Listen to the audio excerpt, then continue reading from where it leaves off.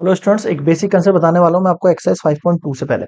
तो एक्सरसाइज 5.1 अपनी कंप्लीट हो चुकी है, बहुत अच्छे से अपनी कंटिन्यूटी कंप्लीट किया है। और जो 5.2 एक्सरसाइज है आपका डिफरेंशियबिलिटी यहाँ से स्टार्ट होती है। मतलब 5.1 जो है वो पूरा कंटिन्यूटी का पार्ट है, और 5.2 से लेके 7 तक का एंड मिसलेनियस एक्सरसाइज जो है वो आपका डिफरेंशियबिलिटी का पार्ट है। तो 5.2 में जो एक इंपॉर्टेंट चीज है मैं आपको क्लियर करना चाह रहा हूँ, यहाँ पे बहुत सारे कुछ बेसिक रूल्स हैं, वो एक बार आप समझ लो। उससे आपका जो एक्सरसाइज है वो बहुत ही आसान हो जाएगा। ठीक है। और इसके बाद हम जो 5.2 है उसके बाद जो भी आगे के एक्सरसाइज होने वाले हैं वो सारे के सारे आपस में रिलेट है एक्चुअल में। तो देखो, जैसे कि 5.2 में एक्चुअल मुझे सबसे पहले आपको क्या समझाना है। सबसे पहले मुझे आपको अगर एक फंक्शन इस तरीके से गिवन है, कंडीशन बता देता हूँ मैं आपको। अगर आपको इस तरीके से कोई क्वेश्चन गिवन है और क्या पूछ रहा है, इसकी डिफरेंशियबिलिटी पूछ रहा है। क्या पूछ रहा है? इसकी डिफरेंशियबिलिटी। अब ये आपको क्वेश्चन कंटिन्यूटी की तरह लगेगा 5.1 की तरह, लेकिन है नहीं, एक्चुअल में थोड़ा सा डिफर है। अगर आपको किसी भी क्वेश्चन की डिफरेंशियबिलिटी चेक करनी होती है तो एक्चुअल में वहां आपको क्या करना होता है। It is known that F is differentiable. क्या कहा मैंने? F is differentiable at X equals to C in its domain if both. अब ये आप अपनी कॉपी में एक बार नोट डाउन कर लेना है condition. Limit H tends to zero negative. अब देखो, जैसे जीरो नेगेटिव हुआ यहां पर सी में से कुछ ना कुछ माइनस होगा और नीचे एच रहेगा। And limit H tends to zero positive. अब आप इसको फॉर्मूला समझो या कुछ और, लेकिन आपको ये याद होना चाहिए कि are both are both are finite and equal. एक बार मैं लिख देता हूं फिर समझाऊंगा। अब देखो मैं क्या कहना चाह रहा हूँ। अब ये जो दोनों क्वेश्चन है, इन दोनों क्वेश्चन को थोड़ा सा गौर करो, इन दोनों फॉर्मूलाज के ऊपर। हमारे पास डिफरेंशियबिलिटी के जो क्वेश्चन मिलेंगे ना आपको एक्सरसाइज 5.2 का क्वेश्चन नंबर 9 और क्वेश्चन नंबर 10 चेक करना, दोनों इसी के ऊपर बेस है।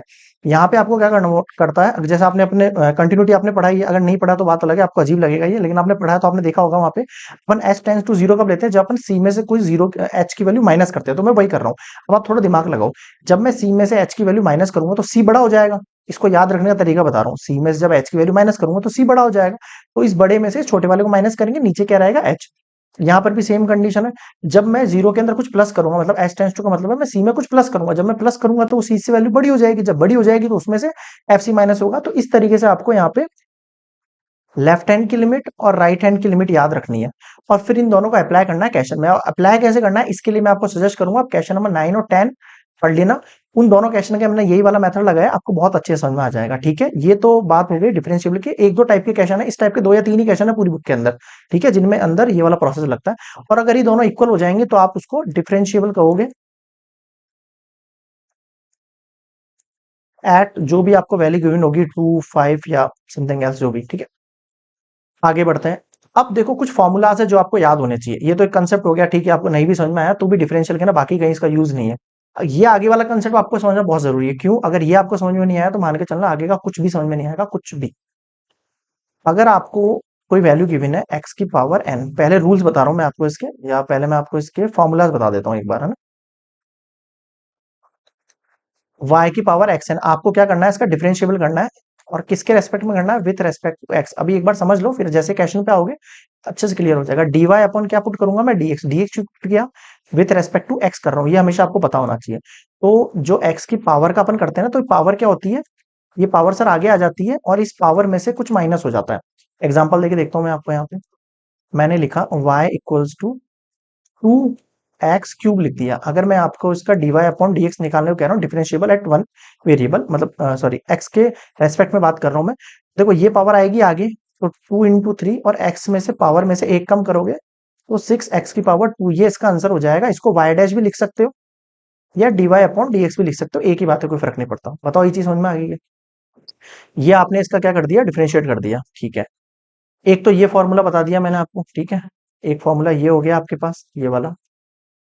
अगला फॉर्मूला देखो, अगला आ रहा है सर साइन एक्स का, कॉस एक्स का और टेन एक्स का। अगर मैं इनका डिफरेंशिएट करूं तो साइन एक्स का याद रखना है आपको, कॉस एक्स ऊपर ऐसे डैश लगा दिया, डिफरेंशिएशन कर दिया, समझ ला। कॉस एक्स का कर दिया मैंने साइन एक्स, और टेन एक्स का कर दिया मैंने सेक स्क्वायर एक्स। ये आपको याद होने चाहिए। 4, 5, 6, 7। इसके बाद क्या आता है? इसके बाद आता है आपका सेक एक्स, फिर आता है आपका cosec x, फिर आता है आपका cot x। तो sec x का करेंगे तो क्या आएगा, sec x dot tan x होगा इसका डिफरेंशिएशन, याद रखना अच्छे से।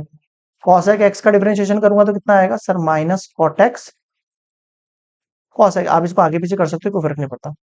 cotec x का अगर मैं पूछूंगा डिफरेंशिएशन तो आप कहोगे माइनस का cosec स्क्वायर x। अब मुझे बताओ क्या समझ में नहीं आया।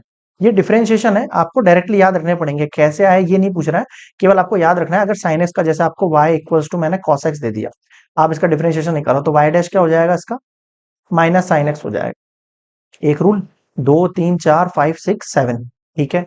ये क्लियर हो गया अच्छे से, ठीक है सर। और क्या क्या रूल है, ये तो आपको बेसिक है, आपको समझ याद होने ही चाहिए। अगर ये याद नहीं है तो आप इस चैप्टर को फालतू ही स्टार्ट कर रहे हो।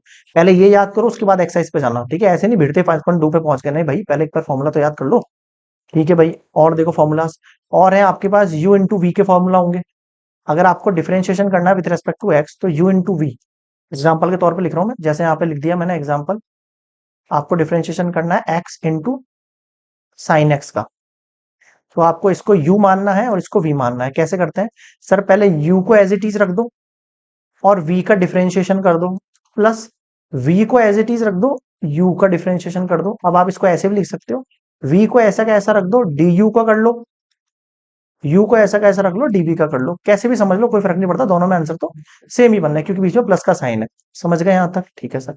इसको ऐसे भी याद रखते हैं बच्चे, u v dash plus v u dash, dash का मतलब डिफरेंशिएट होता है। एक और फॉर्मूला है सर हमारे पास, u अपॉन v का, क्या कहा मैंने, u अपॉन v का।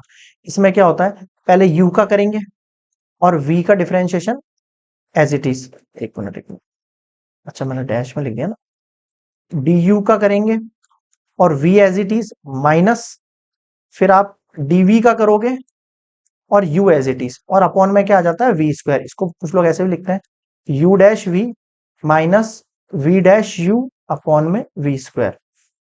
ये आपका u अपॉन v का फॉर्मूला है। ये फॉर्मूलाज हैं जो आपको याद होने चाहिए। अगर आप एक्सरसाइज के ऊपर एंटर कर रहे हो तो ये बेसिक फॉर्मूला है, ये आपको याद नहीं है तो आप एक्सरसाइज में कुछ नहीं कर पाओगे, ये मान के चलो। और सबसे लास्ट जो मुझे समझाना है आपको, क्या समझाना है, चेन रूल समझाना है। तो उसके लिए मैं आपको सजेस्ट करूंगा आप एक्सरसाइज स्टार्ट करो एग्जाम्पल से।